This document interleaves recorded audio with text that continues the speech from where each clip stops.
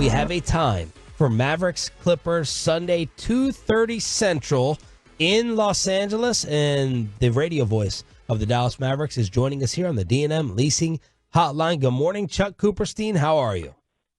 Shan, RJ, Bobby, good morning. It's nice to know finally what we're doing and when we're doing it. Did that surprise you, the game times? No, not after the Lakers won. I think locally, our TV folks were obviously hoping to be able to see the Lakers and or Warriors, in that afternoon slot, because clearly that's what the NBA wants and what TV wants, because they're the numbers drivers. So once that was taken off the board, it was not surprising that Game 1 would start then. And really, I'm not surprised. I'm a little surprised that they're playing Sunday, Tuesday, and then Friday, Sunday. I thought they'd go, play on Wednesday and then go Friday, Sunday. But again, it's a quick turnaround from Friday to Sunday. It's not quite a back-to-back, but again, you're losing a few hours there for television. So it's going to be a pretty difficult start to the series. At least as far as when you're playing and how you're playing. How do you feel going into this series compared to the other times that these two have matched up with each other? What's the difference, if there is one? Well, Luka's a whole lot better. He's the best player in the world. He wasn't the best player in the world then, even though he was really, really good and first-team All-NBA. I think that basically the best players for the Mavericks, and especially Luka, they've got 3 more years of experience in doing this and in being better. Because when the Mavericks played the Clippers, they were not a 50-win team. They've been a 50-win team in 2 of the last 3 years. To me, I look at the Clippers. They're really talented. They're very top-heavy, but they do have some very good bench players like Norman Powell. But you look at Kawhi and Paul George and Harden. They're old. They're really old. Now, the schedule, and from that standpoint, the schedule doesn't really work in their favor either. Just the fact there's not as much turnaround as you might normally see until later in the series. So is this a thing where, because of the age and even maybe even the depth issues, that if this thing's over in 5, the Clippers may have it, but if it goes 7, advantage Dallas? Not necessarily. I don't necessarily buy that. I think the Mavericks want to run them as much as they can. Mm-hmm. They've played with much more pace than the Clippers have, although, the Clippers' fast break point numbers are actually pretty good. It's somewhere in the neighborhood of where the Mavericks are. I think Dallas is 8th and the Clippers are 12th. But I just think that, this team is far better suited to play a playoff series. This team is probably the best constructed playoff team the Mavericks have had since their championship season. And so, it's been a long time since we've seen something like that. They've had 50-win seasons and what have you, but this team is far better than the team was 2 years ago. And certainly, the prior time that they won 50 was back in 2015, and they got handled by the Rockets in the first round, but they weren't nearly that good. And here they're playing defense at an elite level. They play offense at an elite level. They've got clearly, the most creative and most dangerous offensive force in the game in Doncic. And then you throw a sidekick in like Kyrie, who's got all of this playoff experience. Not all of it's been great. The last time, certainly in Brooklyn against Boston in that series a couple of years ago, wasn't very good. But he's won. He's won on the biggest stage. I don't think he's forgotten how to do that. And I think it's a huge plus for the Mavericks that they have that, and the fact that they're so much bigger and can be much more physical. The idea of now having Gafford and potentially Derek Lively, when he can get back to the series, the Mavericks haven't had anything like that to play against the Clippers, and the Clippers have been able to push them around a little bit, and that's not going to happen here. Talking with the voice of the Mavericks, Chuck Cooperstein, here on Shan and RJ on 105 to the Fan. Coop, when you look at the matchup, because it's easy to look at it kind of in a vacuum and say, well, Clippers beat the Mavs 3-0 this season, but it was so long ago. The last game they played was December 20th. Clippers have struggled a lot since then. Mavericks are obviously a different team. Is it tough to even take anything out of the season series because these two teams are so different? Yes. And by the way, it was 2-1 because the Mavericks 2-1. scored 100. They scored 147 on them in the first meeting back in November. And of course, that was right after the Harden trade, and they couldn't get out of their own way. They had no idea what they were doing out there, and the Mavericks made them look ridiculous. And then the second game was right after Thanksgiving, and the Clippers were begging to get beat that night, and the Mavericks may have played their worst game of the entire season with a real roster. We're not taking anything out of the last two games of the regular season. But Paul George was really good. Kyrie and Luka were good, but the rest of the team was awful in that game. And then the third game, that was closer to the real thing. But Paul George didn't play in that game. The Clippers still won that game. Kawhi was great in the fourth quarter. Hit some huge shots there. But again, it is so long ago, and any judgment of the Mavericks really has to be made, I think, in with respect to what's happened since February 8th and the trade deadline. You can look at games from that point forward, and then maybe try to draw some judgment on the Mavericks, I think. But the fact that these two teams have not played since the 20th of December tells me that, no, this year it's the games this year don't really matter.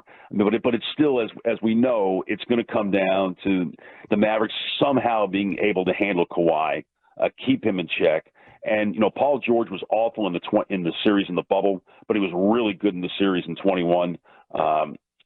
Just make sure that he doesn't get crazy. And there's going to be a game that he might get crazy, but there's also a game where he might turn it over 8 times. So, I just love where the Mavericks are right now. They have as much confidence as they've had at any time over, again, however many years it's been. So, let's go play. But, I think there's a little bit of mystery, I think, to game one, and that's the beauty of the playoffs, isn't it? There's a mystery aspect to game one. Everybody kind of gets a feel for that game, and obviously you want to win that game, but then, the real chess starts getting played in game two. Chuck, are you hearing anything about Kawhi's knee? Yeah, I'm not hearing anything. And with Kawhi, nobody hears anything until it's time for Kawhi to appear.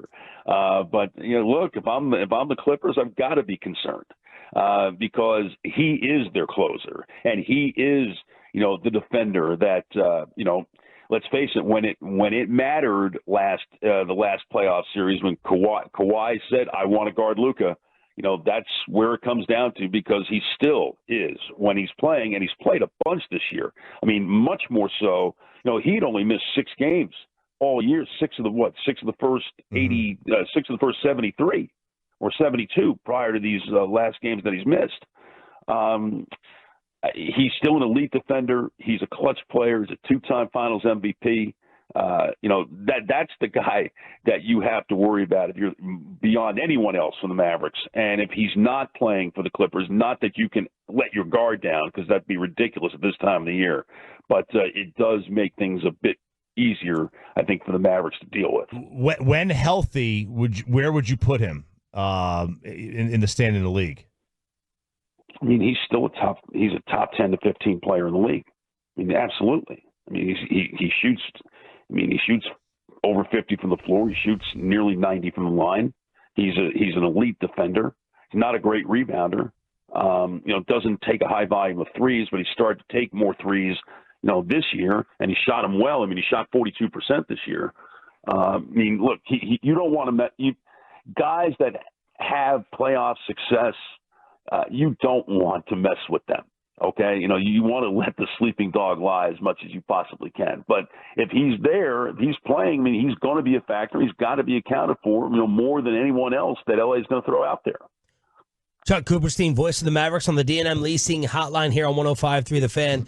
Chuck, how has the Luka Kyrie on and off the court relationship evolved? I'm not around them every day, but clearly they respect each other's talents, and they, respect them, I guess, as people. I think the more time you're around someone, I think it becomes easier to understand that person, what they like, what they don't like, especially, whether it's playing, where do you want the ball? How do you want the ball? and even sometimes when do you want the ball. It's the feel that both of them have for each other, that if they're cooking, if one of them's cooking, let them cook. And then, off the floor, I mean, I'm not around them, so I can't tell you how that's evolved. But I mean, I think it's pretty clear that those two have worked on it, really through the time that from the time Luka came back from Europe in September. I think they understand that, they're the two that stir the drink, and that they've got to be able to get along. And, and I think there's probably a sense of, let's face it, a lot of people thought this couldn't work. And a lot of people think two high-scoring, ball-dominant players can't play together. But as always, when we've had this situation before, it works because those guys really want it to work. And there's got to be sacrifice, and probably from one more than the other. And I think it's probably Kyrie that sacrificed a little bit more. But I think Kyrie came in with an understanding that this is Luka's team, and I'm going to learn how to play with him and off him. And I think they've done so magnificently. They're only the fourth duo to ever average 25 points, 5 rebounds, and 5 assists. It was not too long ago that many of us wanted Jason Kidd's head on a platter. We were trying to figure out who the next coach would be in this offseason. What changed, and how do you feel about Jason making playoff chess moves with the microscope even more intense in the playoffs? It was so preposterous. Frankly, people are stupid. Okay, because they don't know. They don't know what's happening. Around the team, in the locker room, dynamics of the team that may allow or force the coach to make the moves that he makes. I think he's certainly been helped by the trades and the arrival of Daniel Gafford and PJ Washington, because those two have allowed the Mavericks to play defense in a way that Jason Kidd has always wanted his team to be able to play. And Jason Kidd saw this in Los Angeles when he was an assistant to Frank Vogel and won a championship there. And they saw how length matters. Length and athleticism matter. And he was able to get that with Gafford and Washington. And then you bring Lively off the bench, long and athletic. You can then place a smaller version with Kleba, and you don't have to extend his minutes out, and it's made it far better. People get mad at Jason because he doesn't rant and rave and pick up technical fouls and things like that, and think he doesn't care. I mean, people I think fail to remember how Jason Kidd played. Jason Kidd was never the ranting and raving type of player. He was not getting technical fouls. He was thinking 5 plays ahead of you. And I think that's what he wants his team to do. Don't worry about that stuff. Go play the game. Just go play the game, and you're going to be okay. And look, even Luka, he's not had an official technical foul since February 27th. I think that kind of coincides with the fact that this team is turned around, and they are where they are. I mean, they've won 16 of 18 before the last 2 inconsequential games, and I think he deserves a ton of credit, much more credit than Mavericks fans and maybe outsiders who aren't around the team. People can evolve. Coaches can evolve. And I'm sure Jason will tell you he's a far better coach now than he was in Milwaukee or Brooklyn. Far better coach. But he also has really good players now, and a chance that he knows that when he sends his team on the floor, they've got a real chance to win every night they go out there. And that makes a coach look good. Always. I mean, I don't know that he's the if you're talking top strategists in the league, ATOs and things like that. But I tell you what, now, for all the issues the Mavericks had last year in late game situations, not being able to score, this year they have been able to score. I mean, their play in the clutch is far better. And I'll tell you what, his plays out of timeouts have been fantastic this year. I don't know how many people recognize that, but I mean, they get a good shot every time, like really good shots every time. That does speak to coaching. And I think it's a damn shame, frankly, that, he's been taken out behind the woodshed by so many when I don't think they really understand him or even see the bigger picture. Who's your 1, 2, 3 for MVP? My 1, 2, 3 for MVP is Luka, Jokic, and Shai Gilgeous-Alexander. Very good. Chuck, thank you so much for the time, man. We'll be following along. Hope to have you on again as they continue to go deeper into the postseason. Always enjoy it. Appreciate it, guys. Take care.